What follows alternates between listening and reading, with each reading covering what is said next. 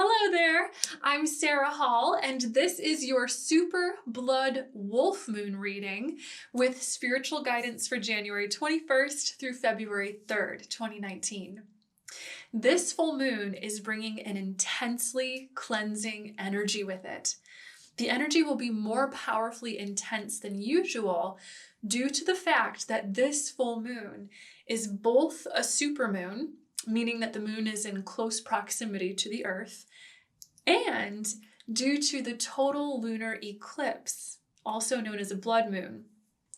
When we have a supermoon, everything becomes more powerful.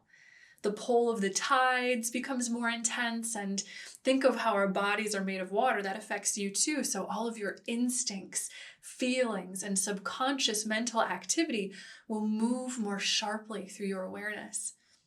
This is combined with the total lunar eclipse, which is given the term blood moon because during this time, the sun, the moon, and the earth are almost perfectly aligned. And the indirect rays of sunlight reflecting off of that fully eclipsed moon will give it a reddish color. Now, eclipses symbolize beginnings, endings, culminations, and like a clearing of your slate. The blood moon eclipse has actually held spiritual significance since ancient times and is associated with strong changes. Essentially, we're closing the book on an old chapter of life while opening a new one. Our total lunar eclipse combined with supermoon energy is a powerful cosmic force for change in which we are now receiving a total reset of our emotions and an opportunity to discover and clear away any emotional baggage that we were carrying over the past 6 months. So it's a new cycle. That may sound intense, but according to the angels, this is good news. The angels want us to know that as we move through this eclipse doorway or portal, it is cleansing us. Many of us spent the early part of the month of January setting intentions, planning, or making wishes for the new year. And the angels want you to know that Spirit has heard your prayers and that the universe is working on your behalf to help flush away any old attitudes, beliefs, habits, or lifestyles that simply don't match what you have been praying for. Now, 2 of the biggest focal areas for this kind of change are in the beliefs that you hold about yourself, very important, and in the relationships that you maintain with others. Your high level of sensitivity will likely bring out very strong emotions and instincts in you. And the angels are telling us to go ahead and listen to these. And as you observe them, remember that they are pointing to deeper beliefs that you hold about yourself. The feelings are helping you learn what's in there. If your emotions are uncomfortable, according to Archangel Michael specifically, this is a sign that there is something that you need to let go of. Do not attach to or grasp onto the strong feelings that you're having. He's saying, rather release that attachment. Witness the root of your feelings and allow them to be without judgment so that you can learn about yourself. When you grasp onto a burning coal, the fire will burn you and cause you to feel discomfort. When you let go, however, you may enjoy the fire's light and all that it reveals through the long night.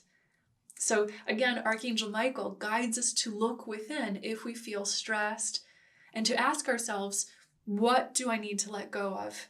What or whom do I need to forgive? What belief do I need to shift to be in alignment with truth? This will set you onto a path of peace. So practice patience, mindfulness, adaptability, and kind sensitivity in your dealings with yourself and with others, because others around you will likely also be going through some inner realizations, maybe some strong feelings. So keep things light, gentle, and understanding, and know that once you have come through these feelings, you'll be in a great place to make more concrete decisions about some of the changes that perhaps you're realizing want to come about from these self-discoveries. Your relationships, the angels want you to know at this time, are your mirrors. You have gathered these mirrors to yourself in order to discover the mystery of selfhood more deeply.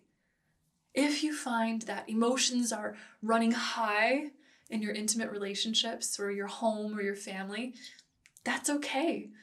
Simply move through these emotions with loving kindness, with patience and healthy boundaries, certainly, so that you may learn all that your soul is asking you to learn at this time.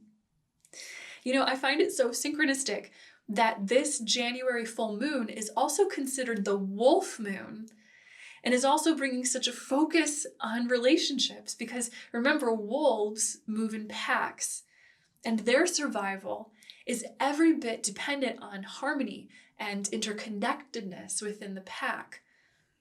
Your relationships perhaps are shifting. Perhaps they are deepening, a call to deeper understanding. And generally, these lessons are nudging you to uplift yourself to a more sustainably heightened, peaceful, and God-connected state so that you can complete your life purpose.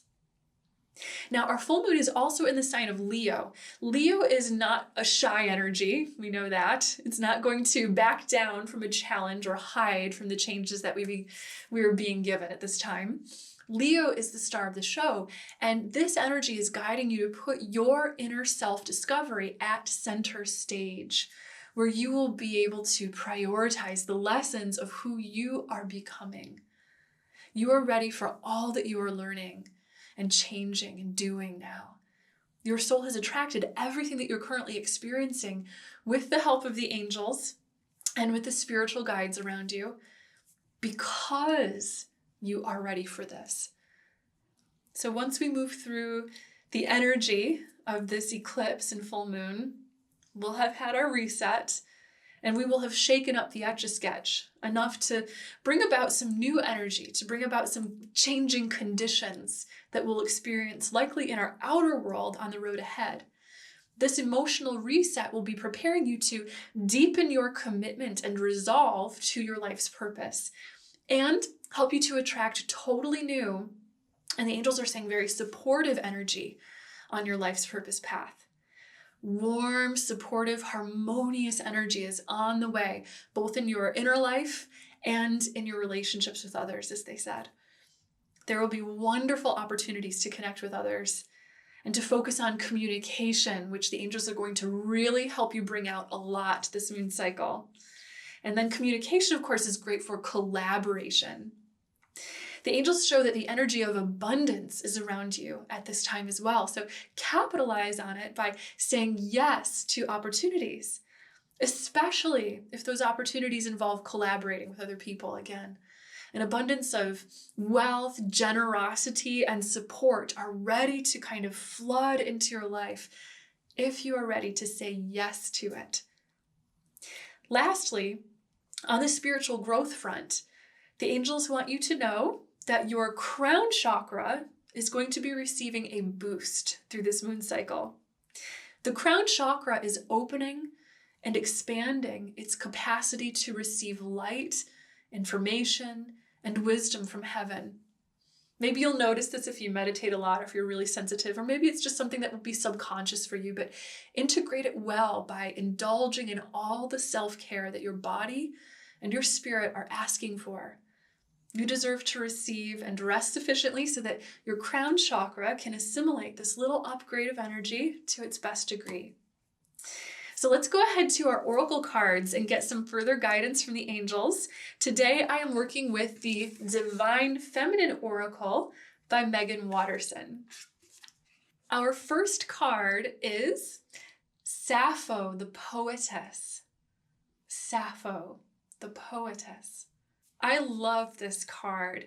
Sappho was an ancient Greek poet, and the angels are telling us that, again, communication is going to be an incredibly important thing that we'll all be experiencing during this moon cycle.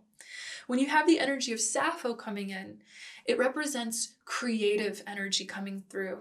Creative self-expression is, according to the angels, a wonderful way to discover the depth of feeling within you. Begin with communicating with yourself from within. So maybe for you that means journaling. Maybe you like to write poetry. Maybe it's singing or dancing. Find some creative outlet. Express yourself. And like Sappho, if you feel guided to, put yourself out there. Put yourself out there, even if you're the only one who's speaking the message that you're speaking, or who is using your voice in the way that you feel guided to use your voice. This feels very liberating. This freeing of communication is a discovery of self. And of course, begin with this moon cycle in a way where all of that feels very gentle, and you'll do very, very well. Let's see what our second card is. We have Hestia, the goddess of sanctuary. Hestia, the goddess of sanctuary. Wonderful. So now we have a message that is reminding us to tend to our own hearth and home. And the angels are actually reminding you right now that your primary hearth and home is your physical body. This is a wonderful moon cycle for supporting your physical health by taking positive action steps. And also, I'm hearing your angels say to incorporate plenty of self-care in the area of extra rest. With all the intense energy of change and all of the big new emotions or self-discoveries that might be coming through, you may need time to assimilate these things. So resting, retreating, spending time in your safe sanctuary space. These are wonderful ways to support all of that. You also have some angels coming in reminding you that your home and hearth is also made up of the relationships and the people around you. And the angels are showing us that specifically when we get the energy of Hestia, it shows that your relationships are receiving the opportunity to be fed with nurturing energy. So anytime you can bring a little bit more nurturing, a little bit more understanding, and again, the warmth, as we see, since Hestia is a goddess of the hearth and the warmth of the fire, that warmth will help to lead and guide your relationships in a way that is beautiful, uplifting, and even if there's anything chaotic going on in your relationships, an energy of trust and faith and peace that will let us move through. Let's go to our third card and see what the angels say. We have Sekhmet, the Red Lady. Sekhmet, the Red Lady. In Egyptian mythology, Sekhmet was called the Red Lady or the Scarlet Lady because she was thought to have an incredibly ferocious and assertive energy. The angels are telling you that this is the card coming through for you right now because, again, communication is so incredibly important in your life at this time.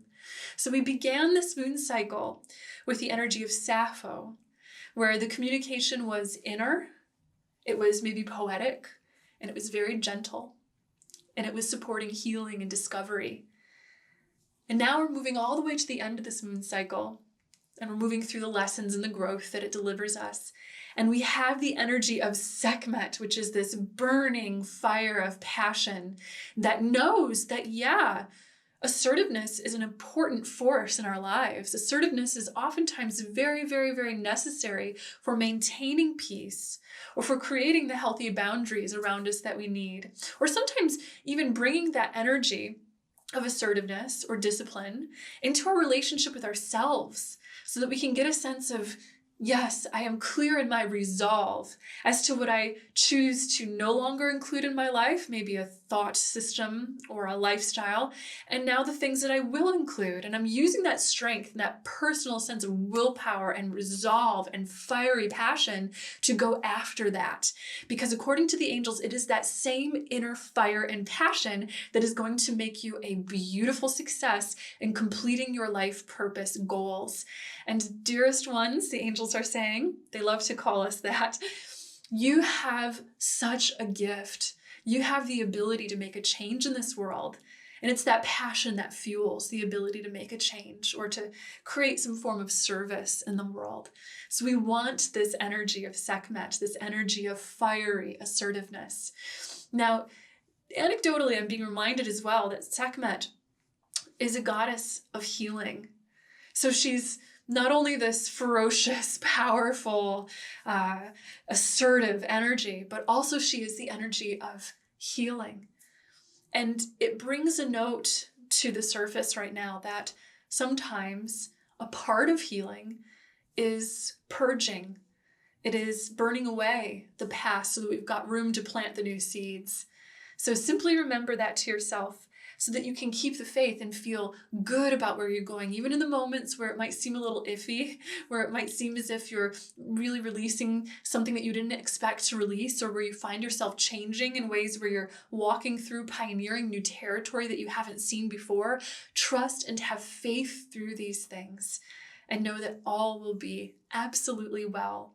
And also, again, speak up. Speak up. Communicate clearly, because by the end of the moon cycle, you may be ready to bring your message or your truth or your voice now to others, now to a shared audience, as opposed to where in the beginning you were discovering those things within yourself. Thank you for liking, commenting, subscribing, and keeping in touch on social media, all of the links for which you will find in the description below. If you would like to connect with me for a healing or for an angel reading session, you can visit sarahhall.com for more info. It's always such an honor to be connected with you. Thank you. And know until next time that you are so loved and so very blessed. Bye.